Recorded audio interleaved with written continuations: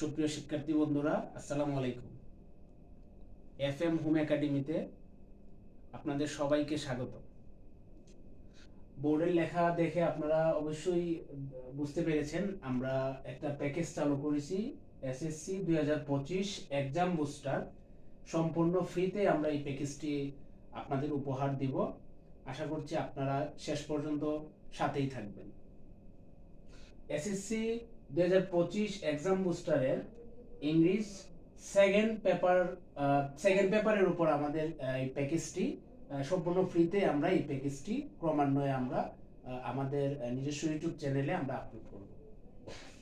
SSC English পরীক্ষায় দুইটা part থাকে। একটা আপনারা জানেন যে গ্রামার পার্ট, আর একটা হচ্ছে রাইটিং পার্ট।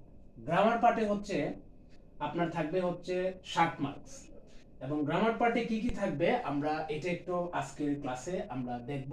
আজকের ক্লাসটাই হচ্ছে মূলত সিলেবাস ডিসকাস। আপনারা জানেন যে আপনাদের পরীক্ষা হওয়ার কথা ছিল ফেব্রুয়ারি মাসে, কিন্তু আপনাদের পরীক্ষাটা পিছিয়ে হবে এপ্রিল মাসে। তো আমরা এখানে অনেক হিউজ একটা সময় পাচ্ছি। এই সময়টাকে কিভাবে আমরা কাজে লাগিয়ে ভালো রেজাল্ট অ্যাচিভ করতে পারি, আমরা সেই কাজটি করার চেষ্টা করব। প্রথম যে প্রশ্নটি থাকবে সেটা হচ্ছে আপনাদের gap filling activities with clue, যেটাতে আপনার 10টি শূন্যস্থান সম্বলিত প্যাসেজ দেওয়া থাকবে। প্রতিটির মান হচ্ছে 0.5, আপনি পাবেন হচ্ছে 5 মার্কস। নাম্বার টু হচ্ছে gap filling activities without clue. এইখানে এই প্রশ্নে 2 নং প্রশ্নে উপরে কোনো ক্লু দেওয়া থাকবে না, আপনাকে 10টি শূন্যস্থান সংবলিত প্যাসেজটি পূরণ করতে হবে। এইখানেও সেম মার্কস থাকবে, 0.5 করে আপনি পাবেন 5 মার্ক। নাম্বার 3 হচ্ছে সাবস্টিটিউশন টেবল। সাবস্টিটিউশন টেবলে হচ্ছে আপনার 3টা স্টেপ আকারে থাকবে, 3টা কলাম আকারে সেন্টেন্সগুলো থাকবে। আপনাকে প্রত্যেকটা কলাম থেকে একটা করে সেন্টেন্স নিয়ে একটা পূর্ণাঙ্গ বাক্য তৈরি করতে হবে। এটাতে আপনি পাবেন প্রতিটি সঠিক উত্তরের জন্য আপনি 1 মার্ক করে, 5টি করতে পারলে আপনি পেয়ে যাবেন 5 মার্ক। নাম্বার 4 হচ্ছে right forms of verbs. Number 4 হচ্ছে রাইট ফর্ম অফ ভার্বের। এখানেও 10টি শূন্যস্থান সংবলিত শূন্যস্থান দেওয়া থাকবে। প্রতিটি পূরণ করতে পারলে আপনি প্রতিটি প্রশ্নের সঠিক উত্তরের জন্য পাবেন 0.5 মার্কস, এবং পুরো উত্তর দিতে পারলে আপনি পাবেন এখানে 5 মার্কস। নাম্বার 5 হচ্ছে প্যাসেজ নারেশন, যেটাকে আমরা বলে থাকি ন্যারেটিভ স্টাইল। এখানে বিভিন্ন সেন্টেন্স সংবলিত নারেশন থাকবে, এখানে হচ্ছে আপনার 5 মার্ক। নাম্বার 6 হচ্ছে চেঞ্জিং সেন্টেন্স অথবা ট্রান্সফরমেশন সেন্টেন্স। এটাতে 10টি সেন্টেন্স দেওয়া থাকবে বিভিন্ন সেন্টেন্সের, যেরকম affirmative, negative, assertive, exclamatory, imperative, optative. যে কোনো একটা বাক্য দিয়ে পাশে লিখে দিবে যে ইম্পারেটিভ করেন, এক্সক্লেমেটরি করেন, অথবা অ্যাসার্টিভ করেন, অথবা অ্যাফার্মেটিভ করেন, অথবা আপনার আসবে ডিগ্রি থেকে প্রশ্ন আসবে, পজিটিভ আসবে, সুপারলেটিভ আসবে, কম্পারেটিভ আসতে পারে। যে কোনো একটা বাক্য দিয়ে লিখতে পারে পজিটিভ করেন, কম্পারেটিভ করেন, অথবা সুপারলেটিভ করেন। তারপরে আপনার চেঞ্জিং সেন্টেন্সটা 5 মিশালি প্রশ্ন হবে, কারণ এখানে আপনার সেন্টেন্স থেকে আসবে। সেন্টেন্স 2 প্রকার আমরা জানি, গঠনগত এবং অর্থগত। ডিগ্রি থেকে প্রশ্ন আসবে, ভয়েস চেঞ্জ থেকে প্রশ্ন আসবে। আপনাকে বলতে পারে অ্যাক্টিভ করেন অথবা প্যাসিভ করেন, অথবা বাক্যটিকে সিম্পলে রূপান্তর করেন, কমপ্লেক্সে রূপান্তর করেন, অথবা কম্পাউন্ডে রূপান্তর করেন। প্রতিটির জন্য আপনি প্রতিটি সঠিক উত্তরের জন্য আপনি পাবেন 1 মার্ক, আর টোটাল মার্কস হচ্ছে এখানে 10 মার্ক।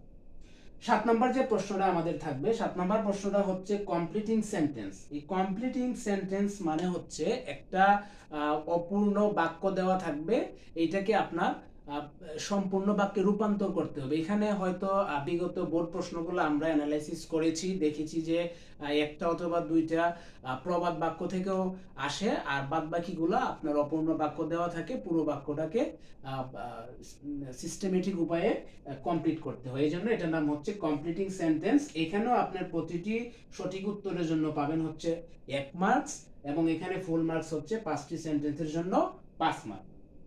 তারপরে 8 নম্বর যে প্রশ্নটি আমরা দেখতে পাচ্ছি সেখানে হচ্ছে use of suffix and prefix. বাক্যে সাফিক্স এবং প্রিফিক্স আপনাকে ব্যবহার করতে বলবে। এখানে এটা প্যাসেজ আকারে আসবে, আপনারা সকলেই সেটা জানেন। 10টি শূন্যস্থান সংবলিত ব্র্যাকেট আকারে থাকবে, যেখানে প্রতিটি শূন্যস্থানের প্রতিটি সঠিক উত্তরের জন্য আপনি পাবেন 0.5 মার্কস, পুরোপুরির জন্য আপনি পাবেন 5 মার্ক। তারপরে আমরা 9 নম্বরে দেখতে পাচ্ছি হচ্ছে ট্যাগ কুয়েশন। ট্যাগ কুয়েশনে আপনার এখানে 5টি প্রশ্ন থাকবে, 5টি সেন্টেন্স থাকবে, প্রতিটি সেন্টেন্সে সঠিক উত্তরের জন্য আপনি পাবেন 1 মার্কস। তারপরে আমরা দেখতে পাচ্ছি 10 নম্বরে আমাদের আছে সেন্টেন্স কানেক্টর। এই সেন্টেন্স কানেক্টরটা আপনার আসবে, আপনারা সকলেই সেটা জানেন, প্যাসেজ আকারে আসবে এবং 5টি শূন্যস্থান দেওয়া থাকবে। ওই শূন্যস্থানে আপনাকে সুইটেবল কনজাংশনগুলো বসিয়ে দুইটি বাক্যকে জুড়ে দিতে হবে, দুইটি বাক্যকে সংযোগ করতে হবে। তারপরে আমরা দেখতে পাচ্ছি বন্ধুরা 11 নম্বর যে প্রশ্নটা হবে সেটা হচ্ছে পাংচুয়েশনস এন্ড ক্যাপিটালাইজেশন।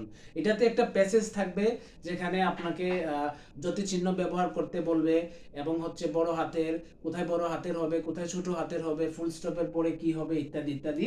এটার জন্য আপনি পাবেন 5 মার্কস। আমাদের কমপ্লিট গ্রামার আইটেমটা হচ্ছে 60 মার্কসের। আমরা দেখে নিলাম গ্রামার আইটেমে আমাদের কি কি থাকবে। গ্রামার আইটেমে আমাদের মূলত 1 থেকে 11টি প্রশ্ন থাকবে। এবার আসেন আমরা চলে যাব রাইটিং পার্টে। রাইটিং পার্টে হচ্ছে থাকবে আপনার 40 মার্কস। এখানে 12 নম্বর যে প্রশ্নটা থাকবে, 12 নম্বর প্রশ্নটা হচ্ছে writing CV with cover letter. Writing CV with cover লেটারে আপনার মার্কস হচ্ছে 8 মার্কস থাকবে।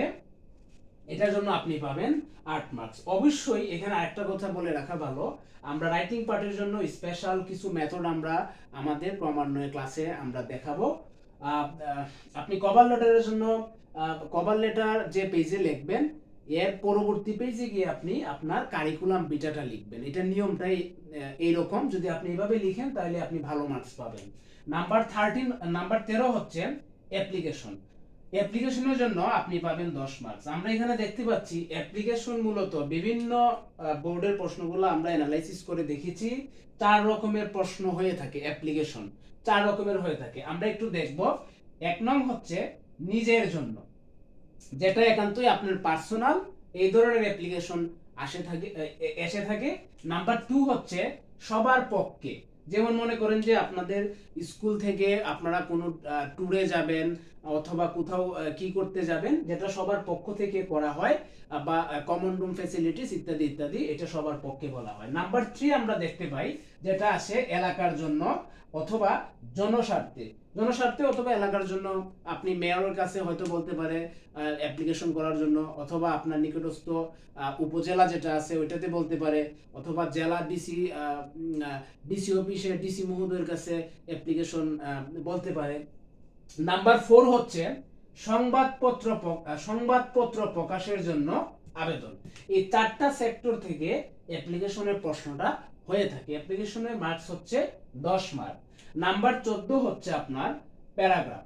প্যারাগ্রাফে আপনার থাকবে হচ্ছে 10 মার্কস, এবং এই 10 মার্কস পাওয়ার জন্য কিছু ক্রাইটেরিয়া গুলো একটু যদি আপনারা অবলম্বন করেন সেক্ষেত্রে আপনারা খুব ইজিলি 10-10 মার্কস আপনারা পেতে পারেন। কি সেই ক্রাইটেরিয়াটা বন্ধুরা?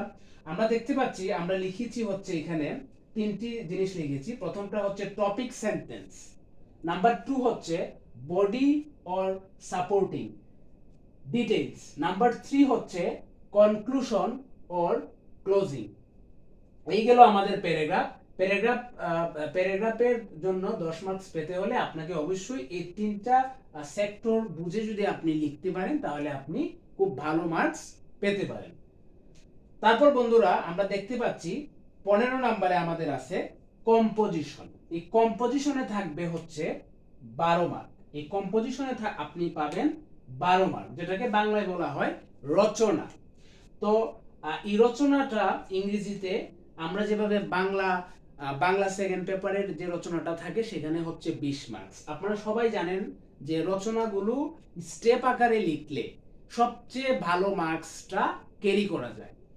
তো এখন এতগুলো পড়া, তার মধ্যে স্টেপ আকার স্টেপ আকারে করা বা স্টেপ আকারে লেখা ইংরেজির ক্ষেত্রে এটা আসলে অনেক কষ্টদায়ক হয়ে যায়। সেই জন্য আমি একটা নিয়ম এখানে লিখে রাখছি।